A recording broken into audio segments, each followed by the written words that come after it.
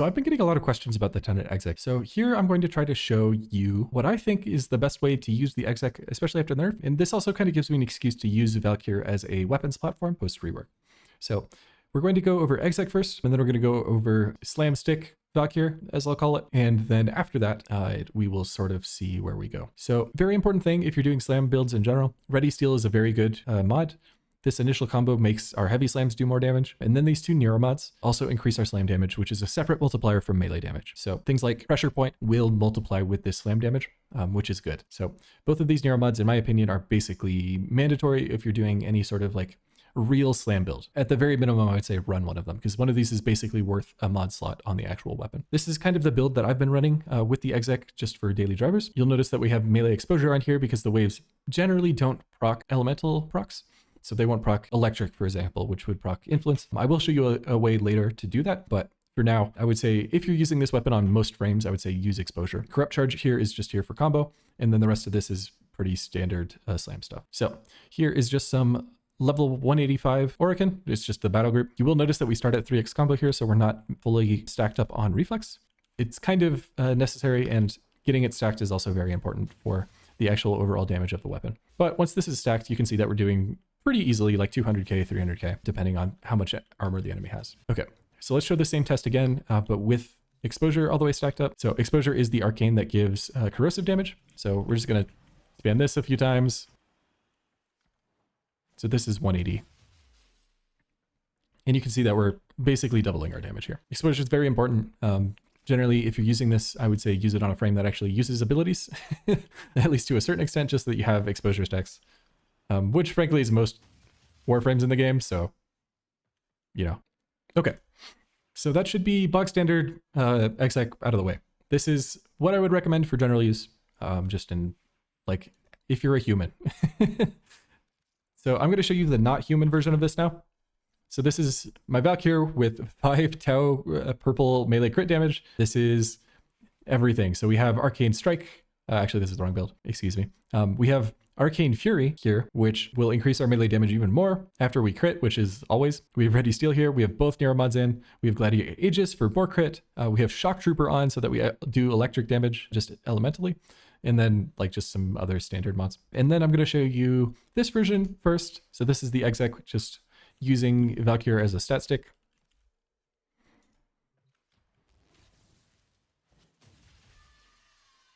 You can see we're already doing like 9 million damage here before this weapon's even stacked up yet. And then with full stacks,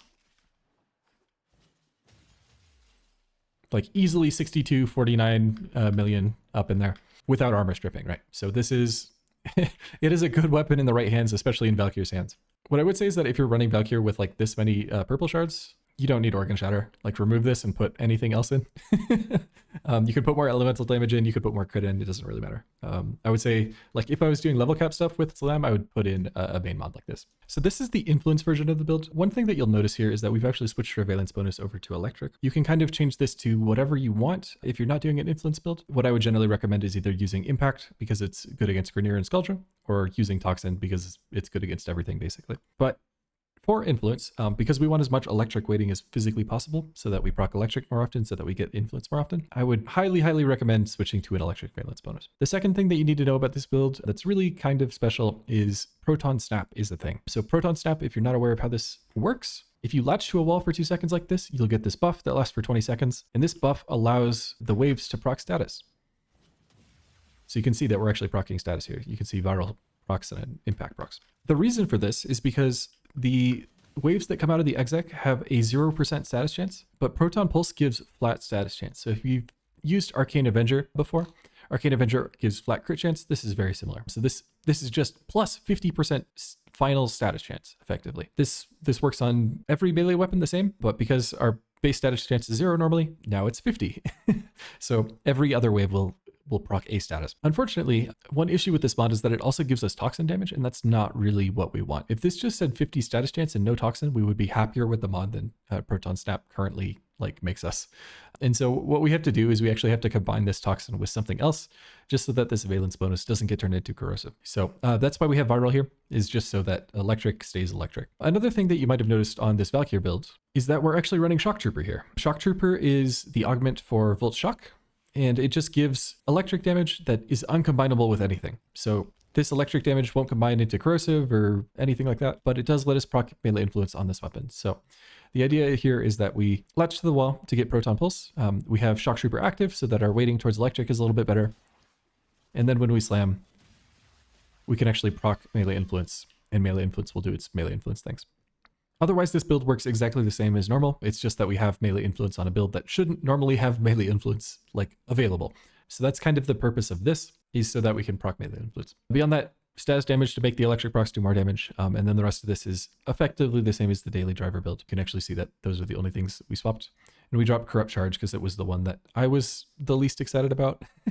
I haven't fully done tests to see what is the best on everything, but it just turned out that for this build specifically, like Corrupt Charge tended to be the weakest. So that is kind of the basis of the influence build. I'm going to show you two other versions of this influence with exec thing. The first one is going to be with Lavos. So Lavos is a little special. I've kind of talked about this augment several hundred times at this point.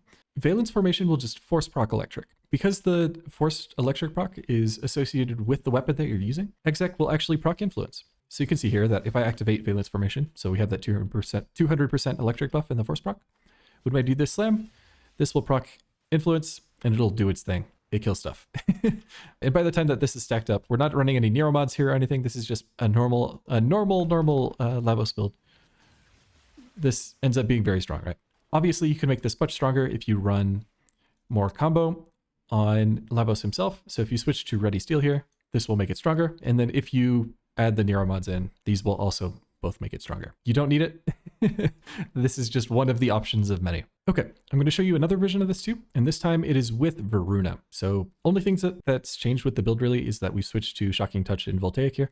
These can be any version of electric damage. So honestly, what you should probably do is this, because we don't really care about the status chance on the waves, but we do care about the heavy attack efficiency. So this is probably the best variant for Voruna. And what's important about Voruna is that she can actually make the waves proc electric. And the reason for that is her status chance buff on her 1. So when she goes invisible like this, when she comes out of invisibility, she'll have a 100% status buff. And that status buff applies to the waves. And so again, we can proc electric here. I haven't fully mathed out how this works exactly. As far as I can tell, it is just a flat status chance buff. So it's just plus 100% status, but I can't tell you that for sure beyond like it seems that way. There's also a good chance that maybe it does something like it takes the initial status from the Tenant Exec base status and uses that times the 100%. But as far as I can tell, like if you press 1, it's always going to proc status. So I'm pretty sure it's just a flat buff. So because that applies to the waves, we can do very similar things to the Proton Snap version or the Lavos version of this, where we just always proc status. Voruna is a little bit better than Lavos, in my opinion, and actually, frankly, a lot better, because she's just a better melee weapons platform in the first place. Her 1 gives her crit damage, which is awesome. She can run Kalervo's Subsume also to just add more crit chance, and then this becomes very ridiculous, right? Something worth noting too is that this build is not optimized for slam. We have 1 Nero mod in here, and then the rest of these like barely affect it, to be honest. So all we're really getting is the crit damage buff and the crit chance buff from Wrathful. So another interesting thing about Voruna and her kit in general is that she has her 2, right? So because this weapon doesn't need much space to slam, you can do the general Prey of Dinar things where you spread status like this, and then influence will spread those statuses around. So she's quite an insane frame, to be honest. She's very strong. So I would recommend this a lot if you haven't tried her as a melee platform, especially for exec. So if I was going to recommend these in terms of like actual viability, I would say use the daily version of this most frequently, use this the most. And then I would recommend Voruna, and then I would recommend Lavos, and then I would recommend Valkyr. The only reason I'm recommending against Valkyr is because Proton Snap is very annoying. There's nothing that breaks Warframe quite like holding on a wall for 2 seconds, right? And it's only a 20-second buff also. So this is just not good. It's really just not that good. So I would recommend against the Valkyr version. I just showed it because 1, she's fun right now to me, and 2, cool lady. So that is about it for Valkyr. Quick thank you to Salad Tractor also for this ribbon. They saw my videos and were like, oh, this guy likes sandpots. I have a sandpots ribbon that I don't want. You could have it, which I really do appreciate. Obviously, like I was going to just roll this one, but he kind of insisted and I was like, okay, whatever, sure, I'll take it. So I have been using this quite a bit. So thank you for that. Just to show it off, just so that you know what's in the right hands, here is Funny Slam with the ribbon. It does way more damage than my old one did. Melee damage after the patch is really, really strong on both this and the exec, just because we moved this melee damage from the Nero mods because of the nerf to basically this ribbon. So this ends up being as strong as my old ribbon, but it also has melee damage. So it fixes the nerf. And then it also has status chance, so it procs status more often for afflictions and influence and stuff.